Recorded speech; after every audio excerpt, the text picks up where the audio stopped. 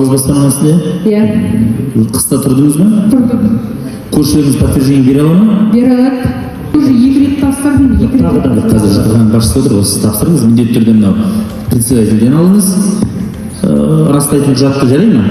Жаңа тұрақты мекен жай деген.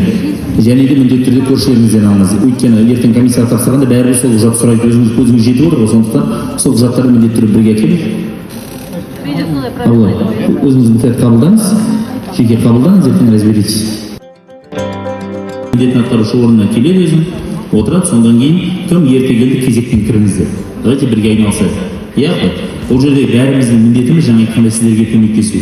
Бірақ заңның шеңберінде ғана. Иә, кей тұрғыда апай білесіз, енді әттең қолдың келте сай дегендей, заң мүмкіндік бермегеннен кейін біз ешнәрсені аттап кете алмаймыз. Түсініп отырмын, жағдай ауыр, қиын. Азамат Ерғали, өзіңіз онда ертең қабылдаңыз. Жаңа бірқатар азаматшылар бар. Азамат Ерғали ертең сізді қабылдасын да ертең 9-да кел.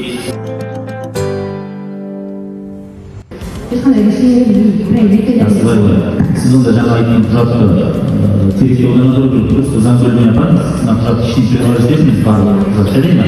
Сосын жаңағыдай артық мәселе болатын болса, жаңағы бармақ бас көз әрекет болатын болса, менің атыма шағым жолдауыңыз жарай ма? Ол заңсыз әрекет.